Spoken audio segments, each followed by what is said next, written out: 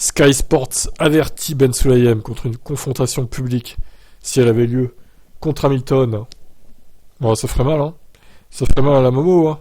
Alors, dans le nouvel article de Sky Sports sur la situation de Ben Sulayem, le diffuseur a également mentionné certaines querelles publiques que la FIA et Ben Sulayem, en tant que chef, ont eues avec Lewis Hamilton. Premièrement, il y a eu une rupture entre la FIA et Hamilton en 2022, après que l'organisation dirigeante a décidé d'appliquer une règle empêchant les pilotes de porter des bijoux. Non, c'est... Ouais, alors ça, franchement... Au pire, s'ils se blessent à cause de leurs bijoux, c'est leur problème, j'ai envie de dire. Tant que ça met pas en danger les autres pilotes. Et maintenant, en 2023, après que la FIA a annoncé qu'il était interdit aux pilotes de faire des déclarations, donc ils étaient muselés en gros, eh bien Sky Sport pense que ce n'est certainement pas quelque chose dont Ben Sulayem a besoin en ce moment.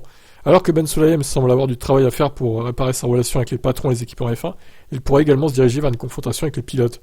Ben Sulayem a annoncé plus tôt en janvier que les pilotes ne devraient pas utiliser leur plateforme fournie par la FIA pour faire des déclarations de leur propre agenda personnel. Et les pilotes auront besoin d'une autorisation écrite, préalable, de l'instance dirigeante du sport pour faire des déclarations politiques, religieuses et personnelles. Ou une autorisation qu'ils n'auront pas, hein, clairement. À moins que la FIA n'accorde son approbation par écrit, les pilotes qui font de telles déclarations enfreindront désormais les règles. Le 7e champion du monde Lewis Hamilton fait partie des pilotes de haut niveau qui ont fait de telles déclarations ces dernières saisons. Hamilton a défendu les droits de l'homme et l'égalité raciale tout en abordant les droits des LGBTQ dans des pays conservateurs comme l'Arabie Saoudite, qui organisait 2 courses depuis 2021. Le Britannique n'a pas encore commenté les nouvelles règles, et il reste à savoir s'il choisira de les respecter lorsque la saison commencera. Moi, je dirais que non. S'il a un truc à dire, il le dira.